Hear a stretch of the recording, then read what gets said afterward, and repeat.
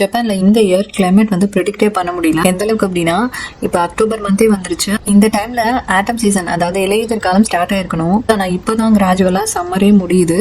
நான் இங்க வந்ததுல இருந்து இந்த இயர் தான் லாங்கஸ்ட் சம்மர்.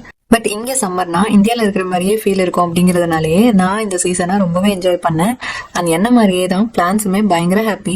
பாவக்காய் கொடியிலேருந்து நிறைய பாவக்காய்லாம் காய்ச்சிருந்துச்சு. அண்ட் சம்மர் முடிய போகுது அப்படின்னாலே முக்கியமாக இந்த வெயிலுக்கு வேலை கொடுக்குற வேலைகள் எல்லாத்தையுமே வந்து செஞ்சிடணும். அதாவது இந்த கார்பெட்டு, பெட்ஷீட்டு, இந்த மாதிரி சீக்கிரமாக காயாத துணிகள்லாம் வந்து துவைச்சி எடுத்து வச்சிடணும்.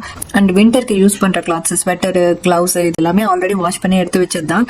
பட் யூஸ் பண்ணுறதுக்கு முன்னாடி திரும்ப ஒரு தடவை வாஷ் பண்ணி அதையுமே காய வச்சு எடுத்து வச்சிடணும். இப்படி சம்மர் முடியறதுக்கே லேட் ஆனனால படிப்படியாக குறைய வேண்டிய டெம்பரேச்சர் வந்து டக்குன்னு குறைஞ்சிரும், வின்டர் வந்துடும் அப்படிங்கிற மாதிரி ரிப்போர்ட்ஸ்லாம் சொல்கிறாங்க. ஸோ பார்க்கலாம் இந்த வருஷம் எப்படி இருக்க போகுது அப்படின்ட்டு. ஸோ இதனால மெயினாக டூரிஸ்ட் தான் பயங்கரமாக கன்ஃபியூஸ் ஆவாங்க. ஸோ உங்களோட பிளான் அப்போ டெம்பரேச்சர் எப்படி இருக்குன்னு மறக்காமல் செக் பண்ணிட்டு வாங்க.